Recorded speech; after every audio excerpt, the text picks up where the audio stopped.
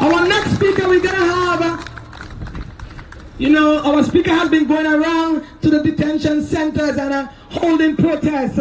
Yusuf Farooqi, and his brother was murdered, brutally murdered, beaten and murdered in the detention center. So I want to bring to the podium Soli and family.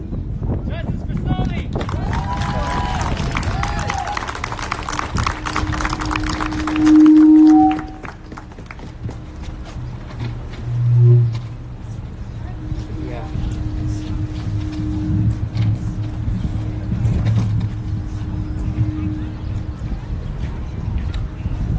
Respected brothers and sisters, honored elders and guests in humanity.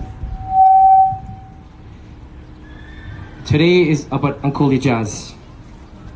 Today is about a beautiful soul that was ruthlessly killed at the hands of the justice system.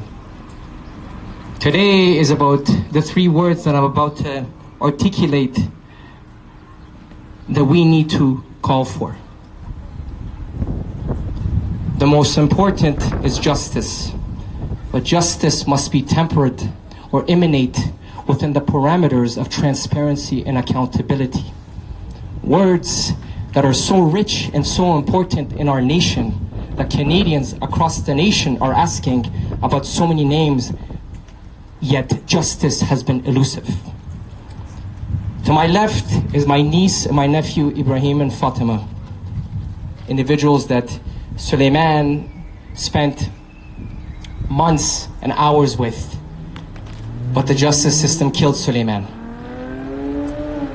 But now let's take these two beautiful faces and look at the picture of beautiful Muez Chowdhury, or his daughters, or his wife. Uncle Ejaz was killed that day, but his family continues to die every day. Ladies and gentlemen, make no mistake, the justice system, when it kills one of us, the family continues to pay that price.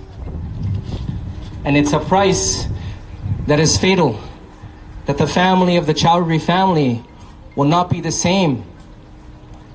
They will never be the same. But they've taken courage through folks with the Malton People's Movement and using their collective grief to inspire us, to lead us, to make sure that there isn't another Ejaz Chowdhury. It takes courage, it takes honor. And it is these words, honor and courage and dignity, is the standard that we must use as Canadians across the nation, even though it's not the same standards that the justice system uses against us, but we must take the higher road, but be firm and steadfast in our work. This is very important. Our standard must be different, with dignity, humility, honor, but firm. And we must translate and transpire that anger and rage into collective, concrete, civic, and political action. I.e., for example, open letters, reaching out to our member of provincial parliament, our federal provincial parliament, our local councillors. That is how you create a movement. That is where the heart and the pain and the anguish continue to link each other. Uncle Ejaz has been gone for 30 days. But his family has been probably thousands of days in the pain that they go through. And I happen to have, and other families, and I'm about to name them shortly, I happen to empathize and understand exactly what Uncle Ejaz's wife is going through. Because my mom's right there behind me when she lost Suleiman. I know exactly what Muez is going through, because I lost my brother. But this isn't about Suleiman today. It's about Uncle Ejaz. But it's about his story inspiring us and being as a catalyst for civic change within the context of our proud nation. This is very important. Justice must be held for Uncle Ejaz. And it must be held now, ladies and gentlemen. Ça doit être maintenant, mesdames et messieurs. La justice, on doit avoir maintenant. Pas dans quelques mois, pas dans quelques ans. Now, today, not a couple years. My family's been waiting for 43 months. 43 months since the death of Suleiman Fakiri, where an eyewitness said that one of the guards had his knee on his neck 50 bruises. We as a nation have a fundamental problem in our treatment of the people who are suffering from mental illness. Canadians across the nation are saying enough is enough. And you folks are the inspiration to begin this change. Canadians stand with all of us across coast to coast, city to city, town to town. So when we're going to support this family, support them through conviction, through passion, through honor, through dignity, but through collective political civic action. Our standard must be held differently, mesdames et messieurs. It has to be different. Because the seeds that we're building for tomorrow, the flower has to blossom and cultivate for a better tomorrow. But we remain firm, ladies and gentlemen. Uncle Ejaz was a beautiful soul. He had a story to tell. He was someone that inspired people. He would give, I understand, timbits to locals. His faith was monumental to him. He was a man of peace. Yet in every single of the word, peace was never articulated to him. He was riddled with bullets. Riddled with bullets at the hands of the justice system reacting. Yet people with mental illness, it should be compassion, ladies and gentlemen. It should never be reaction. Although Uncle Ejaz was killed violently, we must honor him. We must honor him. We must honor him.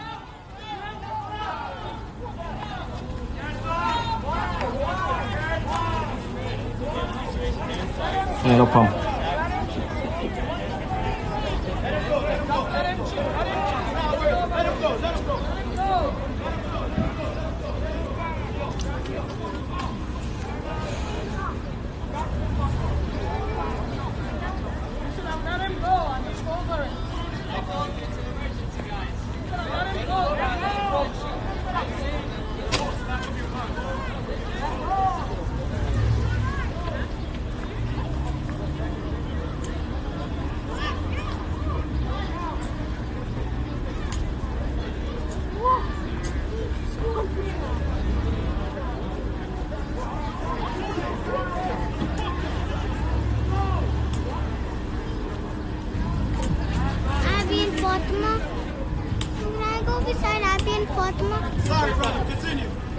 My dear friends, again, tests will come.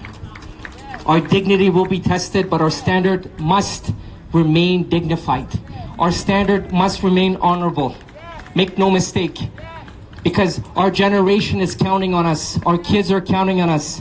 Our fellow Canadians across the nation are counting on us, ladies and gentlemen, to do better, even though it wasn't given to us. Uncle Ejaz might have been killed violently, yet every single sense of the word, he was a man of peace. Let's remember him in those words. And let's never forget the incredible man that he was. His illness was just a part of him. But it was that illness that should have been tempered with compassion. And this is what the justice system needs to change. We talked about reform, I'll go further.